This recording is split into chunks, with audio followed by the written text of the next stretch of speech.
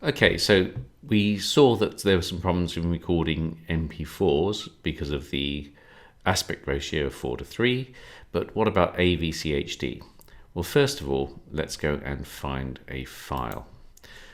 You'll notice if I go back to the card that the MP4s are hidden under root.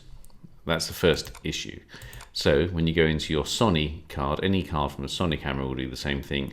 They hide the MP4 files under the MP root. So you have to go into there, and there are your video files, but not the AVCHD files, you'll notice, just the MP4 files. For some bizarre reason, Sony hides those in the private folder under AVCHD, and then under BDMV, and then under stream, so hidden deep away. And here is the video I've just made, which is out of focus, so I'm going to bin it, but let's have a quick look at it. And there I am, starting with the equivalent of 3 claps. And there's my music. Now it's out of focus, of course it is, that's why it's going for the bin, but it's in time. So I put those 3 notes in at the beginning so that I could sync the audio in the video, but they're already synced until we try and edit it. So now let's go and import that very file into Olive. So back to the card, and we want to go to private this time, and then AVCHD, and all the way through to stream, and there it is. And that's the one we're going to import. And there it is. And it's the right format this time, with the right aspect ratio, because it's AVCHD, unlike MP4s. So dragging that into our screen, let's get ready to play it.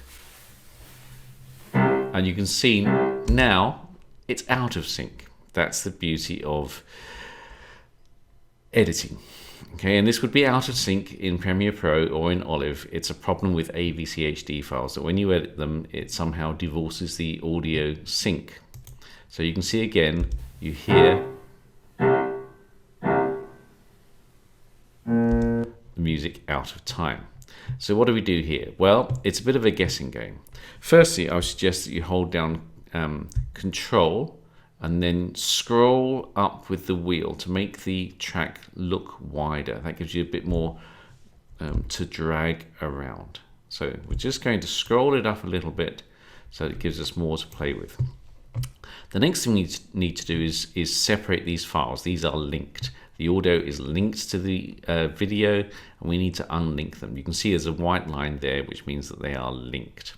So let's highlight those, then right click, and where it says link, unlink, click that, and now the files are separate. We need to stop them being highlighted, so click into space. And what came first? Was it the video or the audio? Let's have a look. Well, the audio definitely starts first, doesn't it? And if I just rush off a bit, I haven't played my first note yet.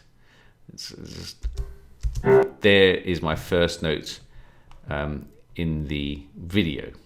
So what I need to do is get this first note in the audio to line up with that red line.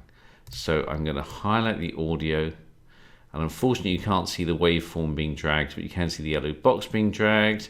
When I think I've dragged it enough to get to the red line, and I haven't, I'll have another go, and I still haven't, and I'm going to see if that's about right. Is that waveform for my first sound?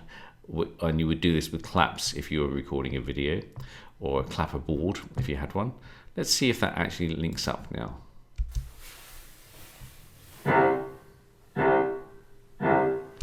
It's not quite perfect, is it? I think my audio is still a fraction too soon.